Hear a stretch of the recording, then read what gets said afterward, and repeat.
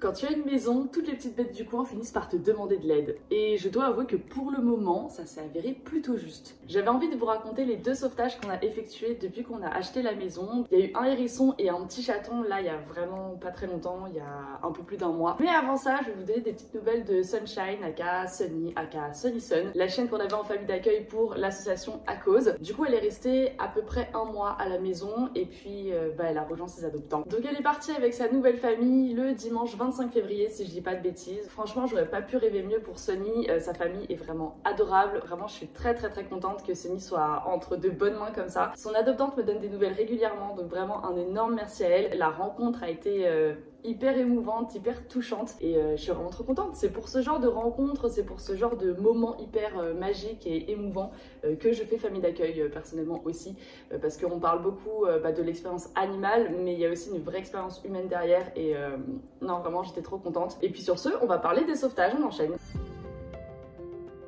En septembre 2023, c'était le matin, il pleuvait, parapluie, tout ça, on va au boulot, la pêche, la forme. Et je tombe sur un hérisson coincé dans du grillage très rigide, très dur. Vous savez, là, les verres qu'il est impossible d'écarter. Du coup, j'appelle mon conjoint en renfort, il arrive avec une paire de gants, tout ça. Et on n'arrive pas à déloger le hérisson. Donc j'avais essayé en amont avec mes mains, mes pieds, etc. Sauf que j'étais pas du tout équipée, donc je pouvais rien faire de plus. Et même avec les gants, en fait, on n'a pas pu le déloger non plus parce que le hérisson s'était totalement raidi, il était complètement tétanisé. Donc du coup, qu'est-ce qu'on a fait? On a appelé du renfort. Il y a plusieurs personnes qui sont venues nous aider et tous ensemble, on a réussi à légèrement écarter le grillage et faire sortir le hérisson. Sauf que du coup, c'était impossible de le laisser sur place parce qu'il y avait une route très passante à côté. D'ailleurs, j'y retrouve régulièrement des hérissons écrasé malheureusement. Donc du coup avec mon conjoint on l'a ramené à la maison, on lui aménage un petit coin pour qu'il se remette de ses émotions et honnêtement au début j'avais vraiment trop peur qu'il ne survive pas parce que il ne bougeait pas. Il était sous le choc, je pense, parce qu'il avait été transporté, il avait été manipulé, etc. Mais finalement, il a fini par reprendre du poil de la bête et à explorer notre jardin et tout. Pas du tout craintif, vraiment, il venait à côté de nous, il passait devant nous, etc. Donc on ne le touchait pas ou quoi que ce soit. Mais ouais, vraiment pas du tout farouche. Et puis il a fini par partir du jardin. Donc moi, j'étais partie du principe qu'on ne le reverrait plus, qu'il allait explorer jardin après jardin, peut-être même retourner chez lui, puisqu'en soi c'était vraiment pas très loin. Sauf que au bout de quelques jours,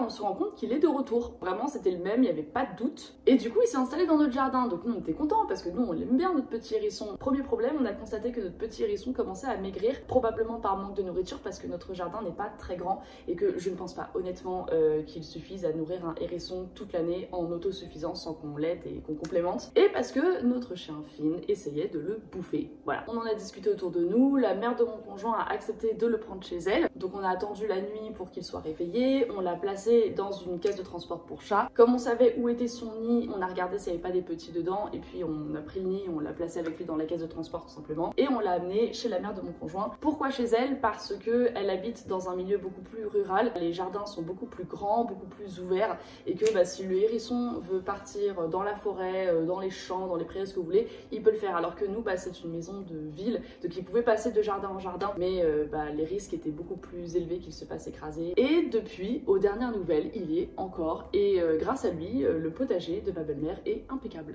Donc tout le monde est content. Je crois qu'elle l'a baptisé Arthur. Je suis pas certaine que ce soit un mâle.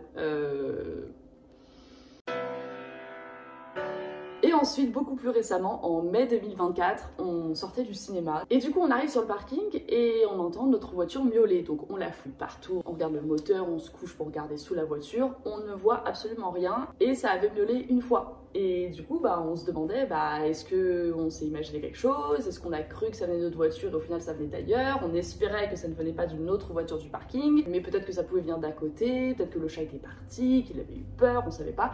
Bref, après avoir fouillé pendant 10 minutes, on se dit on va devoir y aller et tout. On fait le chemin retour et puis arrivé devant chez nous, une fois sorti de la voiture, on réentend la voiture miauler. Donc là, vraiment, on se dit ok, donc ça veut dire qu'il y avait bien un chat, ça veut dire qu'il avait fait le trajet jusqu'à chez nous. Donc on espérait vraiment qu'il n'était pas blessé. On appelle ma belle-mère à la rescousse, elle arrive avec un cric, on soulève la voiture, on dévisse des trucs et tout, ça dure 1000 ans. Et puis finalement, qu'est-ce qu'on trouve sur le passage d'une roue arrière? Un petit chaton de de 5 semaines je crois, donc vraiment un tout petit truc. Donc évidemment on le nourrit, on lui donne à boire, on aménage le bureau pour lui jusqu'à ce qu'on puisse l'emmener chez le vétérinaire. Aucune annonce n'avait été déposée pour lui, aucun avis de recherche, rien du tout. Quand on l'a emmené chez le vétérinaire, il nous a annoncé qu'il était malheureusement trop petit et trop jeune pour avoir été identifié probablement, pas vacciné non plus, mais par miracle il était en excellente santé. Notre vétérinaire l'a proposé une liste de personnes qui cherchent des chatons, donc je trouve ça hyper cool. À chaque fois que quelqu'un trouve un animal abandonné et l'amène chez le vétérinaire, si celui-ci n'est pas identifié et s'il n'est pas réclamé,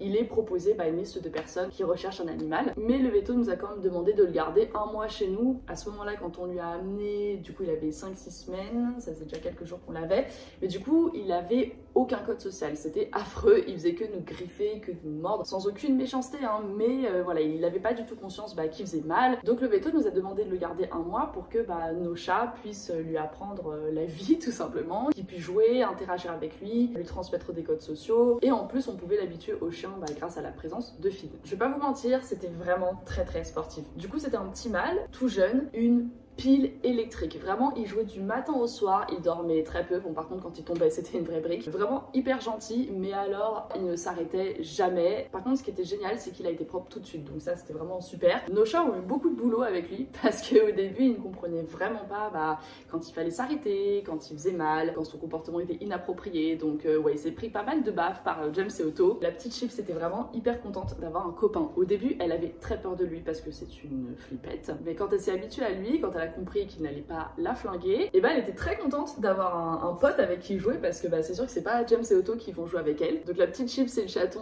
jouent beaucoup à la bagarre, ils se coursaient tout le temps et tout. Enfin franchement c'était vraiment très cool de l'avoir comme ça parce que c'est vrai que c'est souvent une réflexion qu'on a eue avec elle de se dire que ça lui manquait sans doute d'avoir un copain de son âge ou au moins un autre chat qui soit joueur tout simplement. Donc c'était très cool d'avoir pu lui offrir ça. Finn comme d'habitude était très content d'avoir un chaton. Donc un mois s'est écoulé, il a beaucoup grandi et beaucoup grossi. Et du coup, on l'a ramené chez le vétérinaire. À ce moment-là, ça faisait déjà quelques semaines qu'une famille s'était montrée intéressée par lui et nous avait dit qu'elle le prendrait à l'issue de ce mois d'éducation féline intensive. Donc du coup, ils l'ont récupéré et ils l'ont baptisé Voyou, ce qui lui va très bien. Petit Voyou est parti dans sa nouvelle famille identifié et vacciné, bien évidemment. Pour moi, c'était impensable de le laisser partir sans être en règle pour son âge, parce qu'évidemment, il est trop jeune pour être castré. Mais dans tous les cas, sa famille définitive voulait prendre les mêmes dispositions, donc j'étais très contente. Et du coup, ses adoptants m'ont déjà donné quelques nouvelles, ce qui est très cool. Donc on est très content une fois de plus d'avoir pu aider une autre petite boule de poils. Du coup c'est le 9e chaton qu'on accueille, en famille d'accueil oui non parce que lui pour le coup il nous est vraiment tombé dessus comme ça. Donc voilà, c'était mes petites aventures, mes petits sauvetages depuis que j'ai ma maison. Je sais pas du tout ce que l'avenir va me réserver à ce niveau là, mais je vous tiendrai au courant quoi qu'il arrive. J'espère que vous avez apprécié cette vidéo. Sur ce je vous fais plein de bisous et je vous dis à la prochaine. Ciao.